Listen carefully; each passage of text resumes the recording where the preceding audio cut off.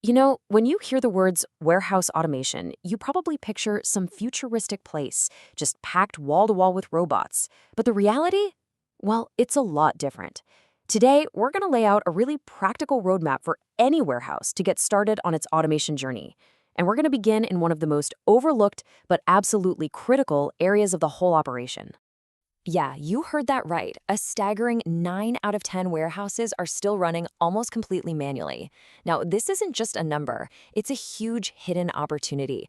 It really points to this massive amount of untapped potential for making things way more efficient and a whole lot safer. So, if the opportunity is that big, what's the holdup? Right? Why isn't every single warehouse manager jumping on the automation train? Well, it almost always comes down to a few very real and honestly very understandable concerns that just create this major roadblock. And the root of the problem often starts right here, with something that seems so small, just the mess on the floor. I'm talking about the metal shavings, the wood splinters, all the dust, the little packaging scraps. This stuff isn't just clutter. We call it operational drag. It's this quiet, invisible force that's constantly pulling down productivity, and even more importantly, putting your team at risk.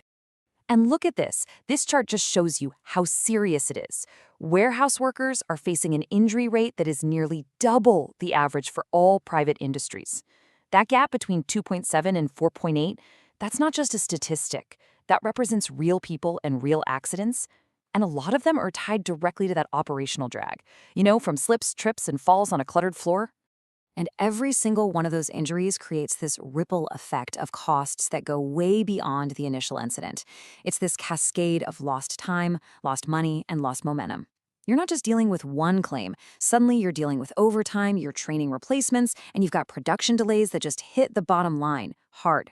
Okay, so we've established the problem is real and it is costly, which brings us right back to that first question.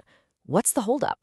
The answer is this sort of psychological and financial barrier that a lot of operators run into. We call it the automation wall of fear.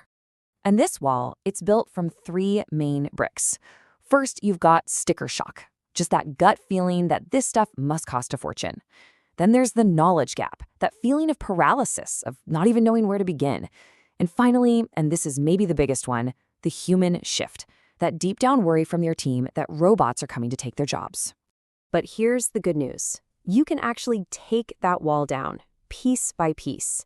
The solution is a clear, totally manageable roadmap that can take you from all that manual waste to getting real, measurable wins, all without blowing up your daily operations.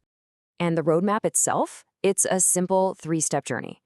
First, you have to fix your process before you even think about buying a robot. Second, start with simple, easy wins to build confidence and show value right away. And third, you have to make this a human-first thing, bringing your whole team along for the ride. Now, step 1 is just so important, and this quote says it all really. The biggest mistake anyone can possibly make is to automate chaos. If you just throw a robot into a messy, inefficient workflow, you're just going to make all the existing problems happen faster. The goal is to optimize first, then automate. So, how do you fix the process? Well, you start by hunting down the biggest source of waste, travel time. This is all that time your team spends just walking or driving from point A to point B. You can literally start by just tracing the path of a common task, like moving a pallet from receiving to storage. Document every step, every turn. This simple little map will immediately show you the inefficient routes and the repeatable patterns where a robot could have the biggest impact. Okay, on to step 2. Once you've mapped out your process, please don't try to automate everything at once. The absolute key here is to start with projects where the return on investment is super obvious and the disruption is minimal. That's how you build momentum. And here are some perfect entry points. Honestly, an autonomous cleaning robot is often the very best first step. Why?